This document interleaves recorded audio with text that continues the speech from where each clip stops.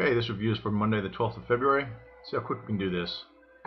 Composite on Friday continued its uptrend, basically came up, possible double top here and roll over. If we are going to go higher, this is awfully fast to do it. I don't know. Yeah, you just don't know. You have to see. It could go quicker tomorrow and move on up to hit 3,000 and blast past. You could hit 3,000 again and do a double top. You see it failed to hit 3,000 on Friday. Something tells me this is a little too quick, but you just don't know. I don't know what we might be doing. The market could be strong, continue up.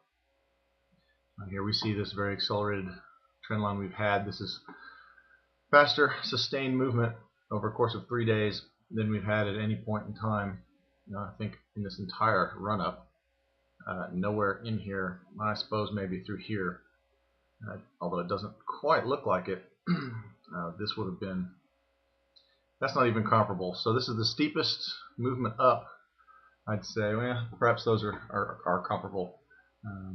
So this is as good as this was, and we might get a lesser slope going up as well. So going up at this accelerated rate, I doubt that will continue.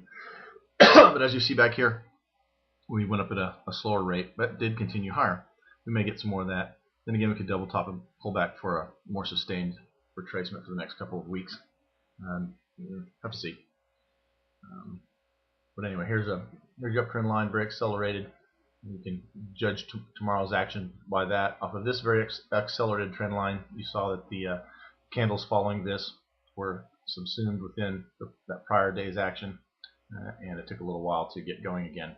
Had a couple fits and starts and stops before it went going. Anyway, we'll go to Broadcom here.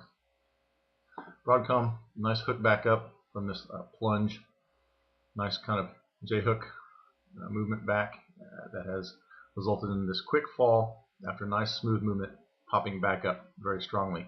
This could certainly keep going. Here's your operative line on the top, and you see we closed at that on Friday. So we could certainly come on back down here, maintain within this wedge, this widening mouth wedge to the downside. Then again, this was widening, as you can see here, and could very well come from this far edge and pop on through, blast on up, come back up here to challenge some of these highs. Have to see. Broadcom has been fairly well behaved on an intraday basis while making these movements. Definitely still want to keep an eye on that as your choice. If it looks like it's well behaved during the day. Go to Netflix. Netflix trapped here for the time being between essentially 111 and I'd say and 104 in the lower half of this region here. This is really the gap region, but you can see this was a clear break region right here at 117, 118 more likely. And so in this channeling region, we're in the lower half of this. So do we come on down, keep coming further? Perhaps. Maybe we need to come back down here. This is not a huge candle up, but it is 2 green days right in a row, and it did have a tail perfectly off the trend line established by the prior 2 tails.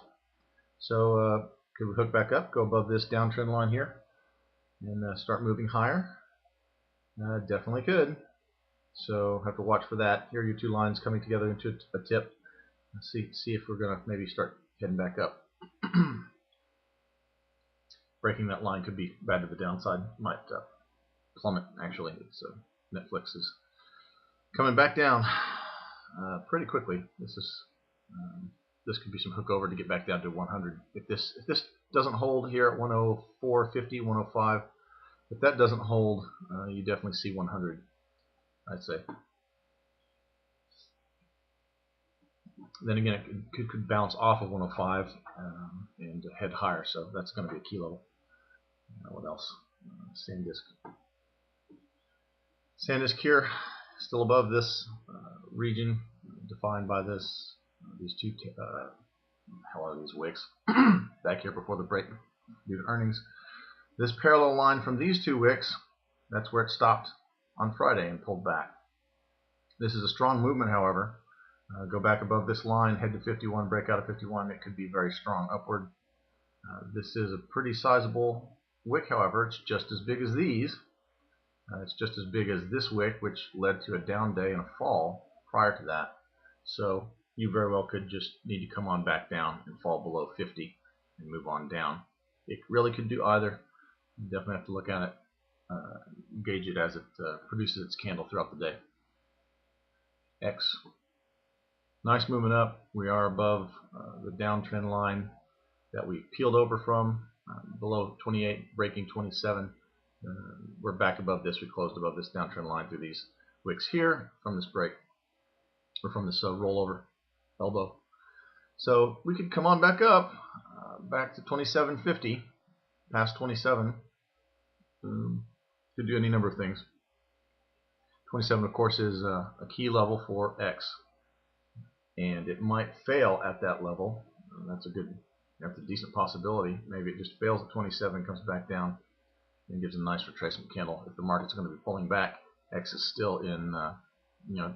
This doesn't look good. One green candle day doesn't mean a whole lot with this kind of movement down. This is very, very strong movement down, very bad, and breaking just above this line for one day could mean something significant, and then again could not. It's no conclusions to be drawn yet for X to the upside. Okay, talk about Nvidia. Nvidia looks quite weak. This could plummet on down for a real big movement. Failed to maintain 15 for the second day in a row. Have two wicks right at this important level.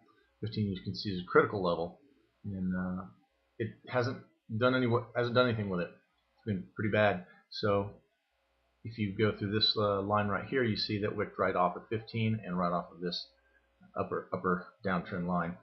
So we could come up, perhaps a wick off of that again tomorrow and plummet, depending on how the market open is. If it opens anywhere near here, it could go either way, but it could very well just give an indication up, hit this line again, and if it were to plummet and fall, or if it were to be rejected there and start coming back down, I do think that would be a very big down candle.